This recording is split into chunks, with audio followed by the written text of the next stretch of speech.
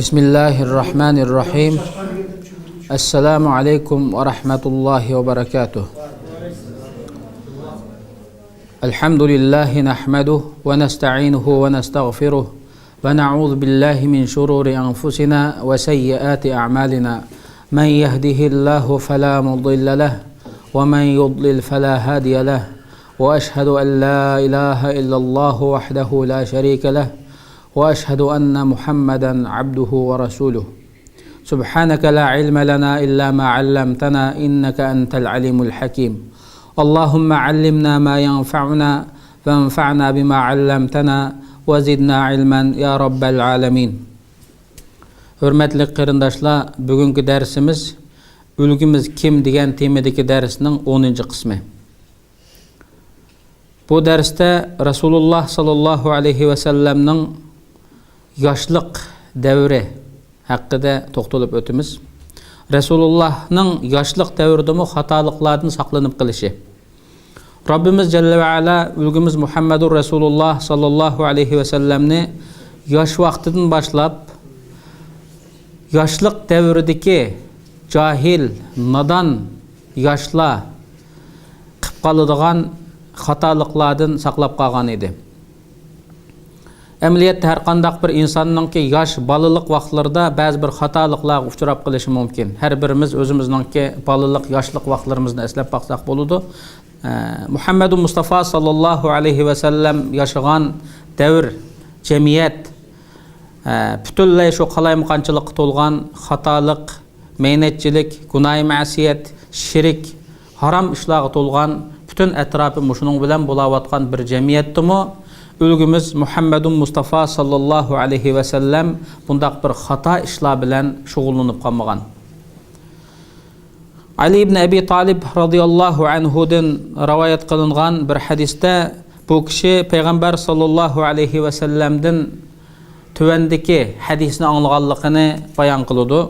Payg'ambar sallallohu alayhi ve sellem shundaq deydi: "Ma hamamtu bima kana ahlul jahiliyati yahummuna bihi illa marratayni min ad-dahr."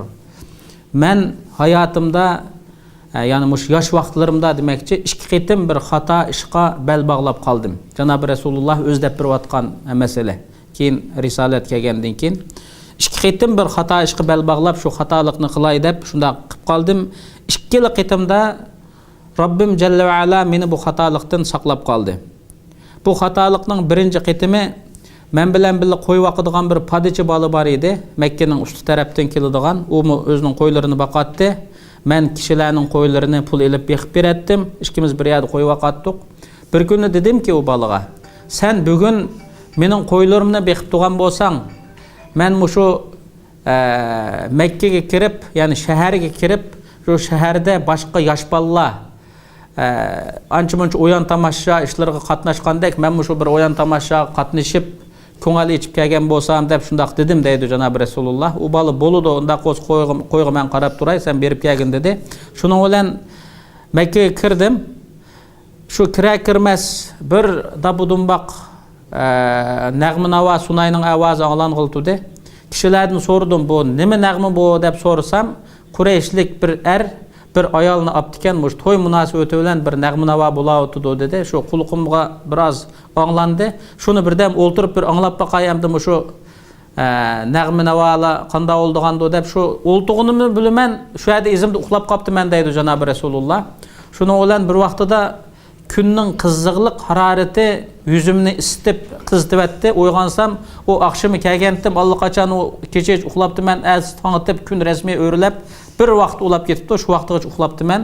Bu qitim Rabbimiz Jalla va Ala mush xatolikdan, ya'ni shu nag'ma navoni anglashdan, o'yin tomoshani anglashdan, shuning qatnashib qilishdan meni mush uyqu orqali Rabbim Jalla va Ala meni saqlab qoldi deb Rasululloh sallallohu alayhi va sallam bu shaklda tushundirdi. İkinci qitimmi yana shuning o'xshash bir ahvol bo'lgan. Yana shu o'xshash ahvol takrorlanib, qo'yamni beqib turgan bo'lsam, men berib bir o'ynab kelgan bo'lsam dedim. U bola bo'ladi, sen berib o'ynab kelgin dedi. Shuning bilan qo'yni u bola omonat qo'yib, yana shu Makkaga kelsam, yana shuning o'xshash bo'ldi. U kunimi shu uxlab qoptiman. Shuning bilan bu ikkili qitimda bundaq nag'ma, muzika, naqshi deydigan bir narsalarni anglash menga iroda bo'lmadi. deb Muhammed Mustafa sallallahu aleyhi ve sellem şundaq deydi. Mana bu Rabbimiz Celle ve Ala'nınki Ülgümüz Muhammed Mustafa sallallahu aleyhi ve sellemni cahil insanlar kılıdığan faaliyetlerden, hatalıklardan, günah ma'siyetlerden saqlap qalğanlığı. Çünkü bu kişinin ayeti mühim bir şahıs. Bundan keyin çoğ işlarni qilmoqchi. Bu şahıs özgü layık bir şekilde çoğ oluş gerek. Gerçi şu vaqtida iş kichik olsa-mu, kichik vaqtida-mu bundaq bir xatoliklarga tushib qolsa bo'lmaydi. Ammo o'zi Muhammed Mustafa sallallahu aleyhi ve sellem bu yerda nima deydi desa, laqad hamamtu, men shuni maqsad qilgan edim deydi. Shundaq bir o'yan tomoshaga bir qatnashay deb maqsad qilgan edim, Alloh meni saqlab qoldi deb bu şekilde tushundirdi. İmam Müslim'nin şartiga asasen sahih hadis deb baholangan hadis. Hamda bu yerda Rabbimiz Celle ve Ala xalqan bandalarni o'z panohida saqlab qoladi gunoh ma'siyatdan. Bir qism ulamolar deydi, gunoh ma'siyat, xatolik masalasining hammasi insonning o'zining ixtiyorligida. İnsan xolisa gunoh ma'siyatni qiladi, xolisa gunoh ma'siyatdan o'zini o'zi saqlab qola oladi deydigan ulamolar bor. Undaq emas. Hammasi insonning ixtiyorligida emas. Ba'zi vaqtida Rabbimiz Celle ve Ala haqiqiy saf niyatlik, xolis, samimiy qullarini xatoliklarga duch kelib qolgan vaqtida o'zi hattoki shu xatolikni men qilsam bo'larmi deb shuningga bir mayil bo'lib qilish ehtimolligi bo'lgan vaqtidami Rabbimiz Celle ve Ala o'zining shu xolis, samimiy bandalarini saqlab qoladi xatolikdan. Bunun misal Hazreti Yusuf aleyhissalatu vesselam bilen Züleyxa'nın Kur'an-ı Kerim'deki vakaliki. Estaizu billah. وَلَقَدْ هَمَّتْ بِهِ وَهَمَّ بِهَا لَوْلَا أَرْآ بُرْهَانَ رَبِّهِ كَذَلِكَ لِنَصْرِفَ عَنْهُ السُّوءَ وَالْفَحْشَاءَ إِنَّهُ مِنْ عِبَادِنَا الْمُخْلَصِينَ. Züleyxa o Yusuf bilen zina zalalet yani yaman iş qilishqa bel bağlıdı. Resmi men muşunun bilen bir yaman işini qilman deb bel bağlıdı. Eğer Rabbinin hücceti közüge görünmegen bolsaydı, közü görünmeydigan bolsaydı, Yusuf mu şundaq bir bel bağlagan idi deydi Rabbimiz Celle ve Ala. Yusuf mu emdi bir insanlık tabiatida Rabbimiz Celle ve Ala eğer şu yerda onun bir möcize karakterlik bir narsani ko'rsatmagan bo'lsa, Yusuf mu xatolashib qolgan bo'ladi deb Rabbimiz Celle ve Ala ma şekilde tushuntiryapti. Endi bu yerda tafsir ulamolari har xil ahvolda tushuntirdi. Yusuf aleyhissalatu vesselam'nınki ko'ziga Hazrat Yaqub aleyhissalam, yani Yusuf aleyhissalam'ның dadasi ko'rinib, "Hey Yusuf, sana o'xshash Allohning bir quli mushunda qilsa bo'lamdi" degandek bir ovoz quloqiga anglandi. Dadasini ko'z oldida ko'rdi deydi. Va shuningdek bir necha xil tafsirlar qilinadi bu oyat karimaga. Degan haqiqatan mushunda bir ahvolni Yusuf aleyhissalam ko'rdi. Shuning bilan bu zina zalalet xatolikdan bir butun voz kechdi. Shuning bilan qechib mengib ishning oldida Züleyxa'ning eri, ya'ni shu shaharning azizi Misr ikkinchi darajalik podshosi bilan uchrashib qoldi ishning oldida. Mana shu voqealikda. Endi bu oyat karimadagi maqsad nima desa, Rabbimiz Celle ve Ala özünün bazı bir bandalarini, yani bu yerda qandaq banda bu desa, "Kezalike linasrifa anhu su'a vel fahsha." Shuningdek biz innehu min ibadinal muhlasin. O bizning ixlosman, sodiq, samimiy bandimiz edi. Mana mushundaq bandini biz mana mushunga o'xshagan gunohdan va sat qabih ishdan biz o'zimiz saqlab qoldik. Uningdan uning qalbini o'rvatdik. Onun ideyasını öğrettik, onun fikrini öğrettik. Şunu bilan bu xatolashmadi. Demek Rabbimiz Celle ve Ala'ga samimi bo'lgan bir banda, niyati to'g'ri bo'lgan bir banda, xolis bir bo'lgan bir banda, qisman vaqtlarda shaytonning la'inning ozdirishi bilan bir xatolik to'g'ri kelib qolgan bo'lsa-mu, o xatolikni Rabbimiz Celle ve Ala o bandaga bir banoy sabab bilan qildirmaydi. Mana bu Rabbimiz Celle ve Ala'nın qisman vaqtlarda özünün saqlab qolganligi. Bu albatta kimga bo'ladi desa, bu shu gunoh ma'siyatdan ansirab, qo'rqib, shu gunohga chiqqanmisam bo'ladi deb Allohga xolis banda bo'ladigan bir bandalarga Allohning ato qilishi. Endi bu yerda Muhammed Mustafa sallallahu aleyhi ve sellem yosh vaqtidami boshqa yoshlarga o'xshash yomon ishlarni qilib qolmaganlik to'g'risidagi bu mazmundan bizning suzib oladigan foydamiz nima deganda, bu vaqtida Rasululloh sallallohu alayhi va sallamga risolat kelmagan, Qur'oni Karim yo'q. faqat İbrahim aleyhissalatu vesselam'dan qap qalgan tevhidiyet başqalarının eğizida hikaye şekildikidek bir sözlenip kelip atqan mushundaq boludu asli mushundaq bu Allah'ның asli şirki yoqdu dep atqan nayt az sandik insanlarning eğizida sözlenip turup atqan bir meseleler bilen özünü tutup saqlap turup atqan özümü mushundaq mustahkam turup atqan ve Rabbimiz Celle ve Ala saqlap qalgan mushundaq bir şahs.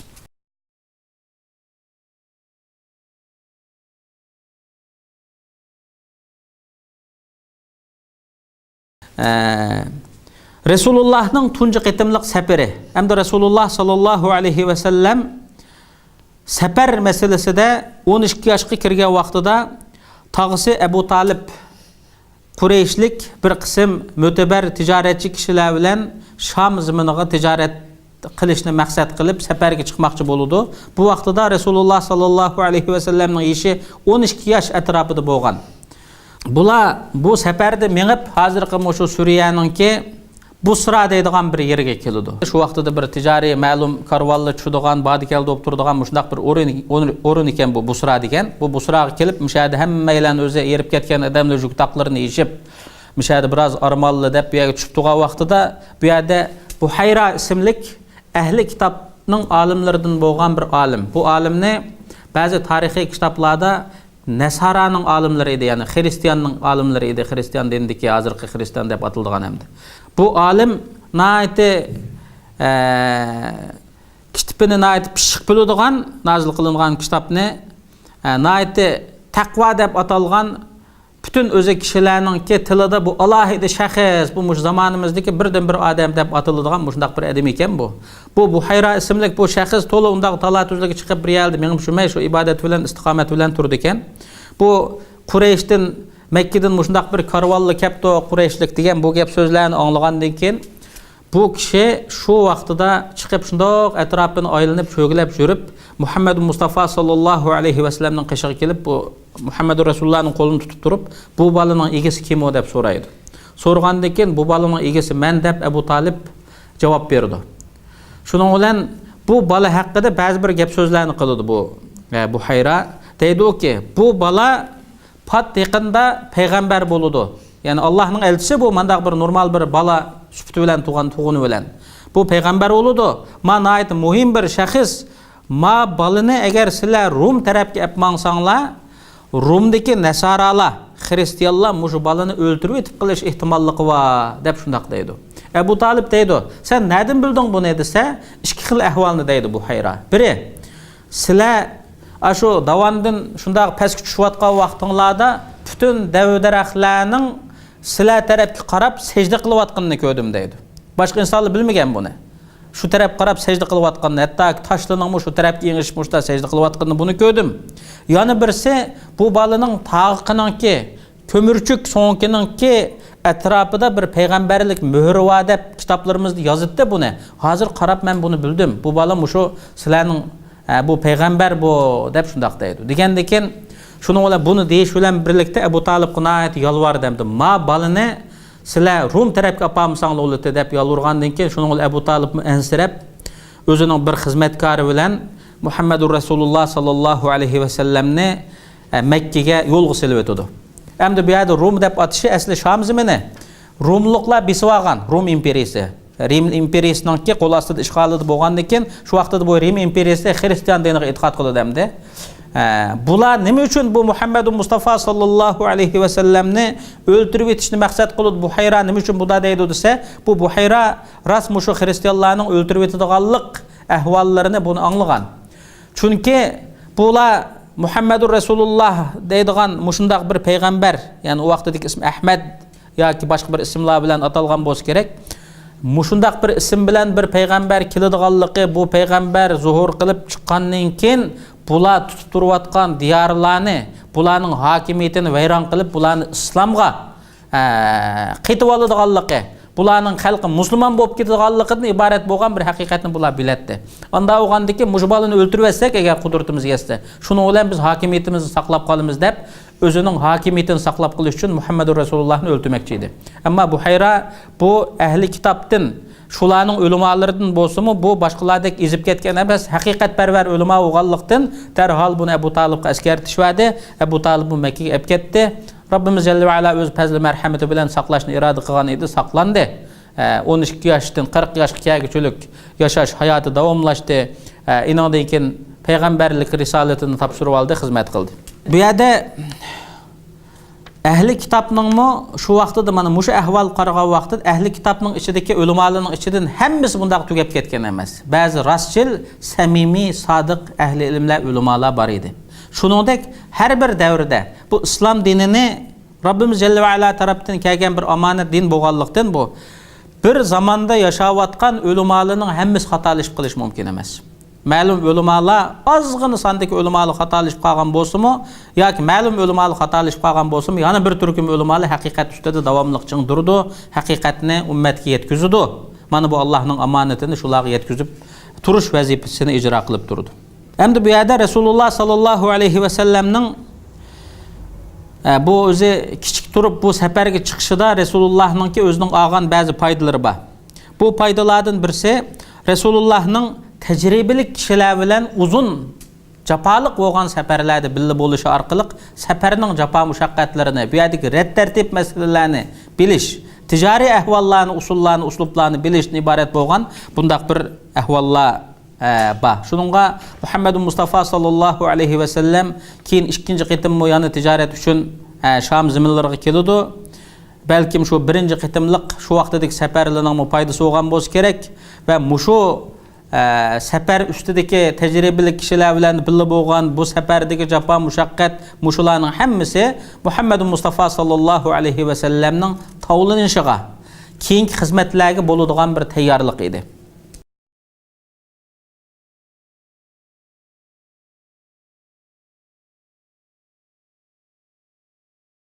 Rasululloh sallallohu alayhi va sallamning tunji qitimliq jangi qatnashishi. Payg'ambar bo'lishdan burungi gaplar bu, jangi qatnashishi. Bu yerda bu jang nima jang desa, Kanana va Quraysh qabilasi ikki qabila birlashib, Qays qabilasi bilan bir urush qildi, jang qildi bular. Bu arablarning odatida shundaq bir so'rinda o'tirib gap talashib qolsa-mu, darhol ikki odam urushib qilib birsi-birsini ursa yoki ochiq yomon bo'lgandan keyin birsi yana birisini o'ltirib olsa, ikki qabilaning adami bo'lib qolsa, o qabilaning adami bizning adamimizni o'ltirib etibsizlar deb bu qabilaga urush qiladigan, bu qabilami urushadigan, shunday to'xtamay urushadigan bir tarafdan aytgan vaqtda jaholat, nodon bo'lgandan keyin, jaholat, nodon odamlar o'limning nima ekanligini diqqat qilib ketmaydigan gap ekan. Yolg'on oyoq suvdan qo'rqmabdi degandek, madaniyat saviya tuvan, saqofat tuvan bo'lganlikdan arziydigan, arzimaydigan ushaq ishlig'imi urushib shunday qiladigan ishlar bo'ldi ekan. Bu arablar mana shunday, shu ikki gapning bir so'lab qolib qolsa darhol qilich ko'tarib qo'yadigan, bir-birini o'ltirman deydigan, o'ltiradigan mana shunday ahvollar bor edi. Shuning bilan bu Kanana qabilasi bilan Quraysh qabilasi birlashib Qays qabilasiga urush ochdi. Bu Qays qabilasi Kanana qabilasi bo'la urushdi. Mushu urushqa Muhammad Mustafa sallallohu alayhi va sallam qatnashgan. Bu urushqa qatnashganda Rasulullohning yashi ba'zi tarixiy materiallarda 15 yoshda deydi. Ba'zi tarixiy materiallarda 20 yosh atrofida deydi. Har holda buni mush yoshlarda rasmiy urush qatnashgan. Urushda Muhammad Mustafa sallallohu alayhi va sallam bevosita oldi sapga chiqmay, tog'lari bir necha tog'lari shu urush qatnashgan Quraysh qabilasidan Abdul Mutallibningki avlodlaridan bo'lgan Bani Hashim jamoatidan hamda. Bularga o'qiyaga o'q tizib berib, shunday xizmatni qilgan ekanda, o'qni raslab berish xizmatini qilgan.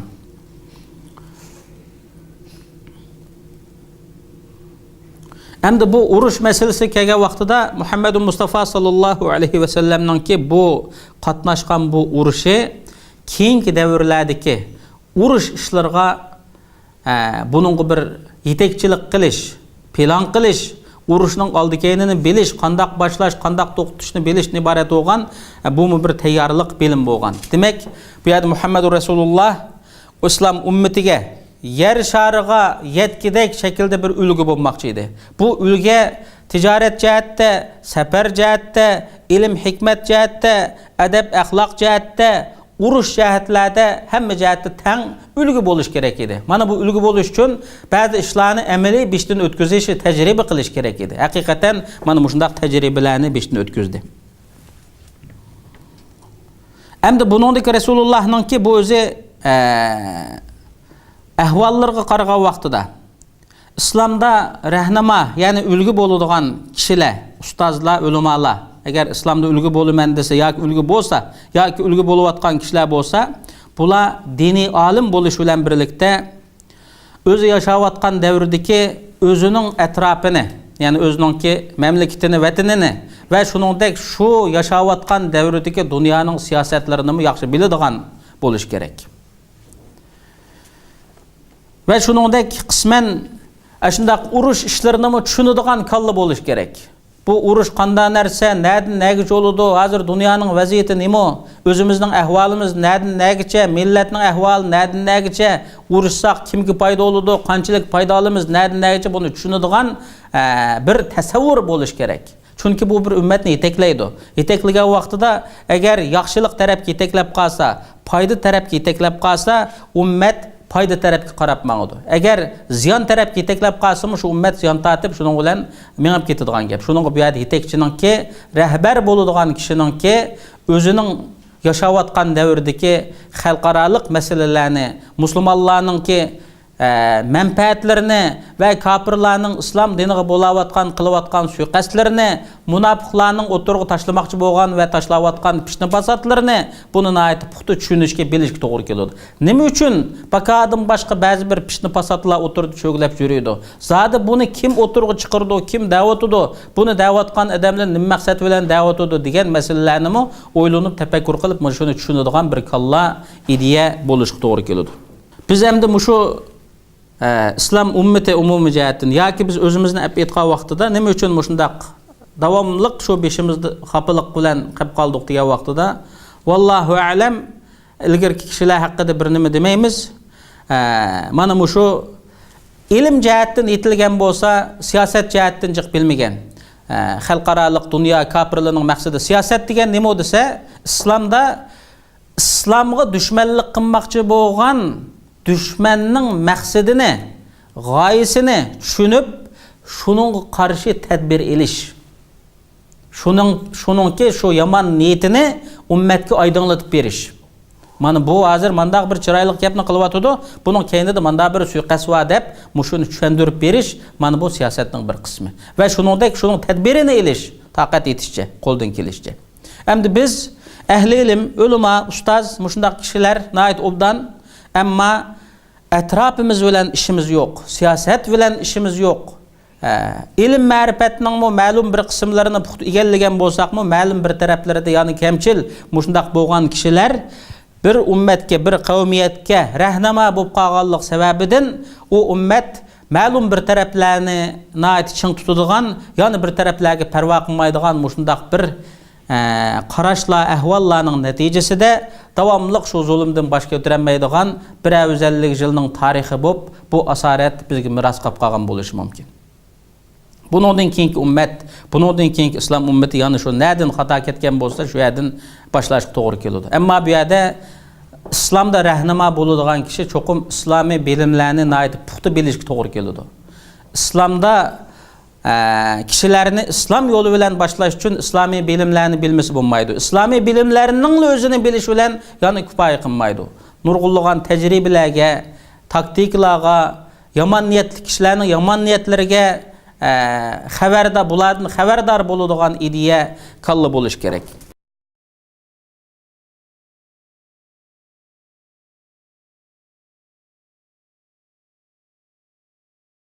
Ve shuningdek Rasululloh sallallohu alayhi ve sellem qatnashgan bir jamiyat, o'z yashash vaqtida bir xayriyat uyushmasi deb oladi tarixiy kitoblarda.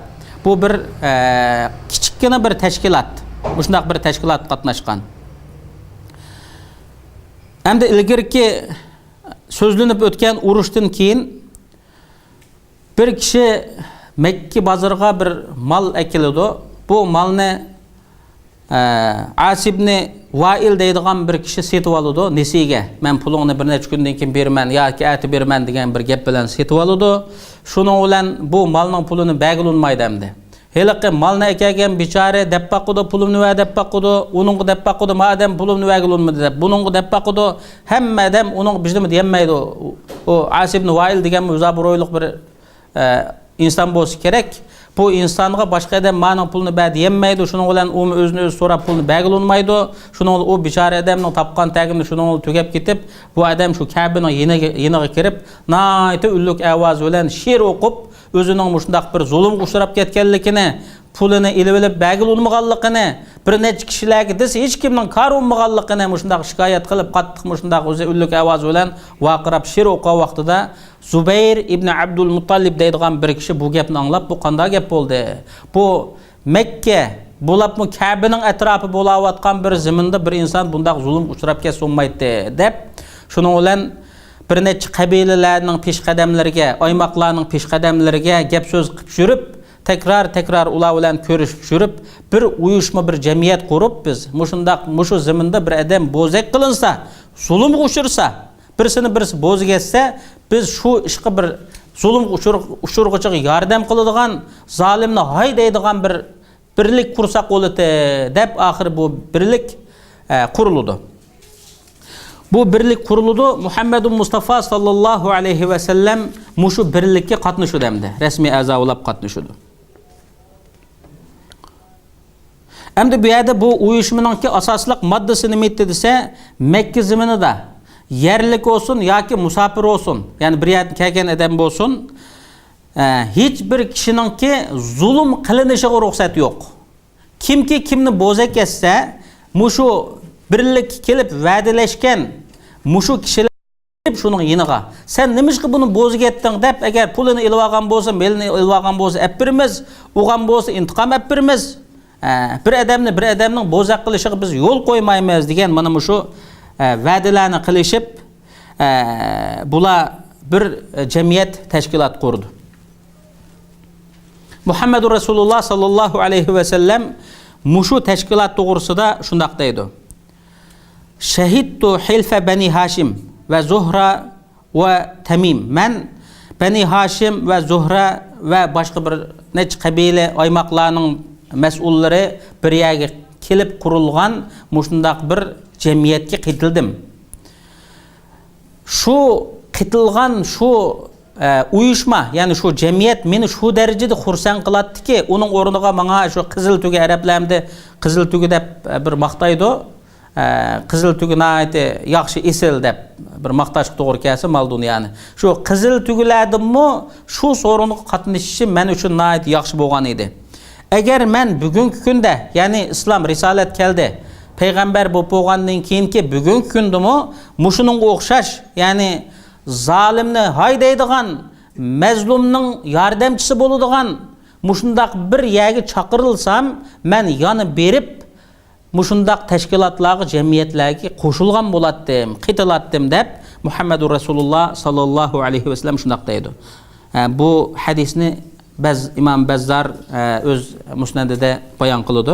Endi hozirgi mushu davrlardami, masalan biz yashayotgan mushu diyorlarda bo'lsin yoki dunyoning har qaysi joylarida bo'lsin, shundaq bir tashkilotlar yoki birliklar qurilsa bo'ladi yoki shundaq bir kelishimlar bo'lsa bo'ladi. Bir odam zulm bo'zgazsa, zulm qilsa, melini ilib olsa, endi uni urib yoki qanday qilib appagilunmusimi, shuning qishig'i berib chiroylik nasihat qilamdi yoki bizni demdi, bir odamdan ikki odam yaxshi, bir necha odam birlashib shuningki mol mulkini appirdigan, shuningki shu mazlumga bir yordam qiladigan qo'lni kelishcha yoki shu bir yerga berib shuning gapini deyishib birdigan to'g'ri kelsimi, mana shundaq bir kelishimlar, uyushmalar bo'lsa, ya'ni ummat beshini ustun tutib, ustun ko'tarib turishga foydasi bo'ladi. Qur'oni Karimda Rabbimiz jalla va ala nima deydi desa, "Va ta'awanu alal birri va taqwa." Sizlar yaxshilikqa, taqvoga yordam beringlar. "Va la ta'awanu alal ismi val udwan." Sizlar gunohga, ya'ni gunoh ma'siyatga, yomon ishqa, gunoh bo'ladigan ishqa va o'ch adovatga, zulmga sizlar yordamlashmanglar. Allohdan qo'rqinglar. Haqiqatan Alloh azapni nayeti qattiq yığıcıdır. Allah'ın azabı tutup qalsa Allah saqlasın. Әмді ол нәдің қылышыны, қанда қылышыны біз тәсәуір қып боламаймыз. Үстімізден келемді, астымызден келемді, алды кейнімізден, оң солымызден келемді, яки зімін білен келемді, я қанда келуді, я өзіміздің ұжутларымызден келемді, ұқмаймыз әмді. Аллах азабын қатты қығычыдыр. Ма дүниядымы. Раббimiz Jelle ve Ala'nın huzurғы bağa vaqtedeki azabını təsəvvür qığılanmaydı. Şununğa davamlılıq, yaxşı tərəfdarı buluş, yaxşılıq, yüzlünüş, mana bu Muhammedur Resulullah sallallahu aleyhi ve sellem yaxşı kögen ve ülgümüz Muhammedur Resulullah sallallahu aleyhi ve sellem risaletini tapşırıp boğucu arılıqlı boğan işler. Rabbimiz Celle ve Ala hemimizni ülgümüz Muhammedur Resulullah sallallahu aleyhi ve sellem'den ügünüşke nasibedar kılsın. Ve ahiru da'vana enilhamdülillahi rabbil alemin.